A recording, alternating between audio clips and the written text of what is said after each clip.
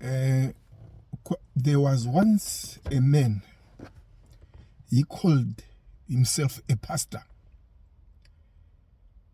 He started preaching everywhere in his community, and people were getting saved. Started taking offerings, gathering money from the people he was preaching to. Build an organization which he called a church. Transferred or went to the other city, started a church, until the whole country was full of churches. And he had a wife, he was married. And he used to call his wife, my wife from God. As the ministry, so-called ministry, started growing, the ministry started growing, the ministry started growing, the ministry started growing. And then, U-turn, he started to have girlfriends in the church, or in the churches. All of a sudden, one day he said, no, the wife I have is not from God. And then he married a concubine from the church.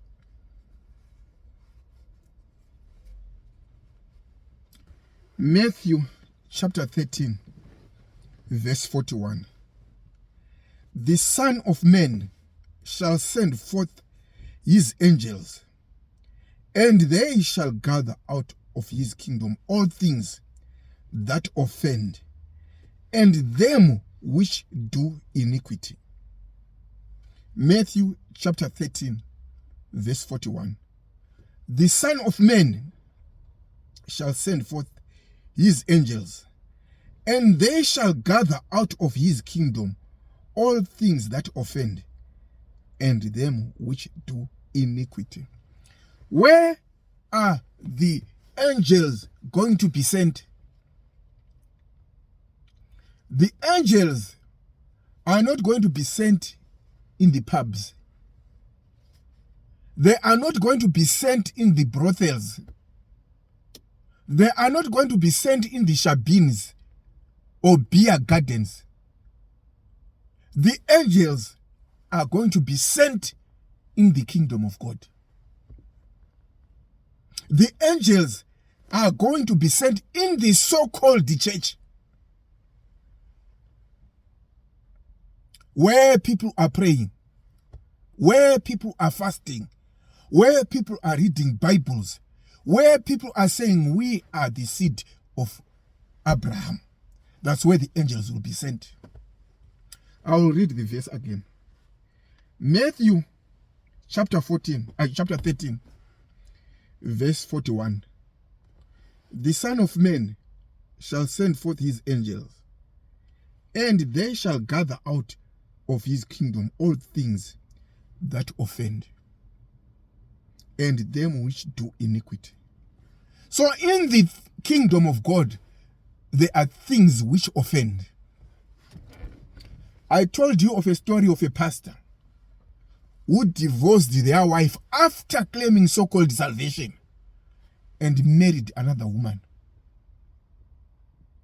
And right now, as we are speaking, in the eyes of God, that pastor in America, in UK, in Australia, in Zimbabwe, in South Africa, you divorced your wife and you married another woman, and you call yourself a prophet, you call yourself a pastor, you call yourself a man of God. You are doing things which offend. You are doing things which are an iniquity in the kingdom of God. What is going to happen? Let me read it from the Bible. Matthew 13:41, so that I can read verse 42. Matthew 13:41. The Son of Man shall send forth his angels, and they shall gather out of his kingdom all things that offend, and them which do iniquity, and shall cast them into a furnace of fire. There shall be wailing and gnashing of teeth. Today, as I'm speaking, there are people called pastor who are in churches who are going to hell. They are in the kingdom of God. They are called the Papa, they are called the Apostle, they are called the Prophet, they are called the Bishop, they are called the Deacon, they are called the Teacher. But they are living in sin. Why? Matthew 13 verse 41. God will send angels into his kingdom to gather things which cause what? Offense and iniquity. And they shall be sent to hell. There are people right now who are praying in the house of God who are going to go to hell. How did Jesus put it? He said, it's not everyone who says, Lord, Lord, Lord, who will enter into the kingdom of God. Psalms 78, verse 18.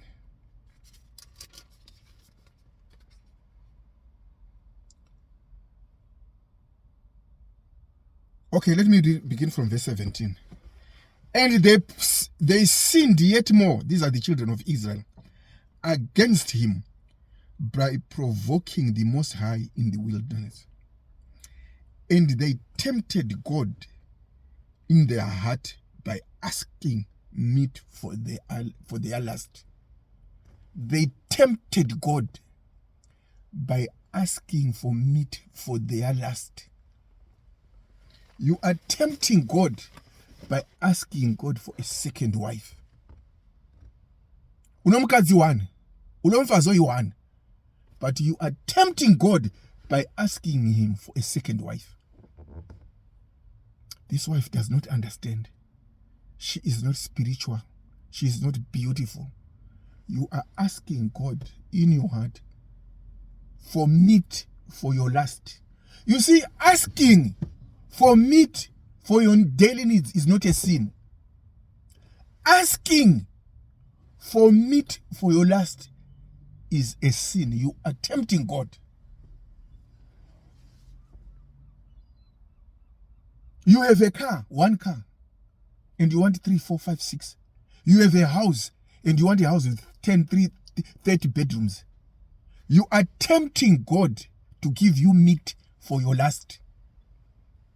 Ulinga uNkulunkulu ukuthi ewuphe inyama yokugcwalisa inkanuko zenyama yakho. Uri kuedza Mwari kuti vakupe nyama yokuzadzisa upombwe hwako. Kauti ruchiva hwako. Psalms 78. The children of Israel, they sinned by asking for meat from God to fulfill their lusts. Asking for meat is not a sin if you are hungry. But asking for meat to fulfill your lusts is a sin. Nasi sokure vakadzi naso. Vasiri kurara nevarume vavo naso. Vari mumahotera. Vari kukumbira nyama kuna Mwari yokuzadzisa ruchiva rwavo mumahotera. Uri kudya nyama yomurume asiri wako muhotera, uri mukadzi womunhu. Uri kudya nyama yomukadzi asiri wako muhotera, mufundisi. Mukadzi ari kumba akakumirira. Uri kudya nyama yei yoruchiva. The same thing with young people. Kune vana vasikana vasina kuroorwa nasi. Nasi so manheru Friday uri kunorara nomukomana asina kukuroora. Uri kudya nyama yoruchiva rwako. Nyama yoruchiva. Meat to fulfill your lust. How did God put it? Oh, Jesus, he says, love not the world, nor the things in the world. The pride of life, the lust of the eyes, and the lust of the flesh. They come to nothing.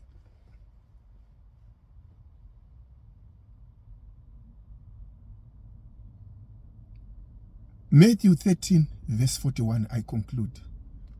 God is going to send his angels to gather things in his kingdom which offend and are in iniquity.